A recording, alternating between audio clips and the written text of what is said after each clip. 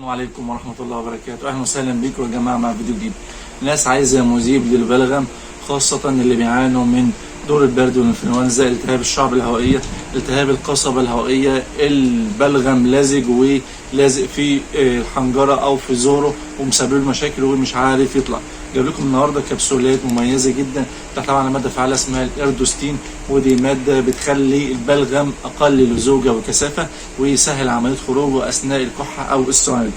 الدواء المشهور الموجود في الصيدليه هو الميوكوتك. الميوكوتك بيحتوي على الإردوستين بتركيز 150، وفي منه كمان تركيز ال 300.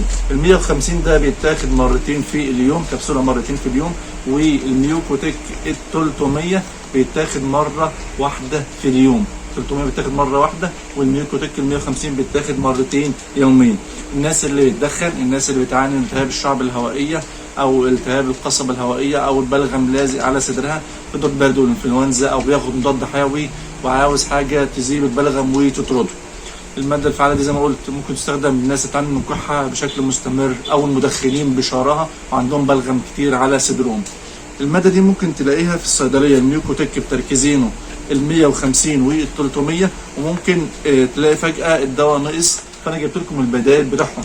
الميوكوتك على فكرة كمان في منه شرب، بيتاخد برضو الاطفال من سن 2 ل5 سنين، بيتاخد 2.5 مللي مرتين في اليوم.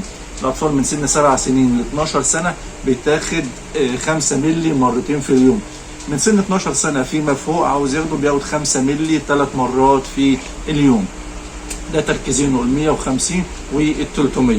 في مواد فعاله او شركات تانية تحتوي على الماده الفعاله اسمها الإردوستين. اول نوع معانا النهارده ومعظم الدكاتره بتكتبه في الروجيتات هو الإردوسولفين. الإردوسولفين هو نفس الماده الفعاله اسمها إردوستين، وده الشكل بتاعه، في منه تركيز ال 300 وبيتاخد كبسوله مره واحده في اليوم. ده نفس الماده الفعاله بتاعه الميوكوتك.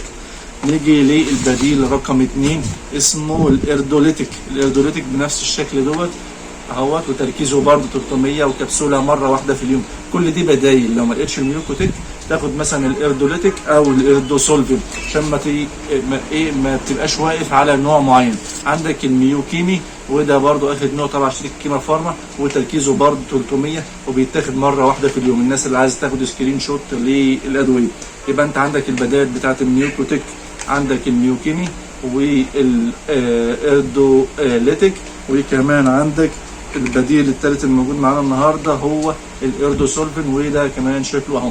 كلهم بنفس التركيز 300 وبيتاخدوا كبسوله مره واحده يوميا عشان تطرد البلغم وتدوبه وتخلي البلغم اقل لزوجه وكثافه. المدخنين اللي عندهم كحه وبرد، اللي عنده دور برد وانفلونزا، الناس اللي بتعاني من مرض اسمه COPD اللي هو انسداد في الشعب الهوائيه، وبيعانوا من البلغم اللازج على الحنجره ولازق كمان في الزور وفي القصبه الهوائيه. مفيش افضل من الدواء اللي قلت عليه النهارده. ده ممنوع اثناء الحمل والرضاعه الا باستشاره الطبيب. ممنوع الناس اللي عندها قرحه في المعده او بيعانوا من امراض في الكبد او في الكلى ياخدوه بحذر وباستشاره الطبيب، غير كده ياخدوه بامان تام. انا بشكركم في النهايه، ويا رب يكون الفيديو افادكم ولو بمعلومه بسيطه. شكرا والسلام عليكم ورحمه الله.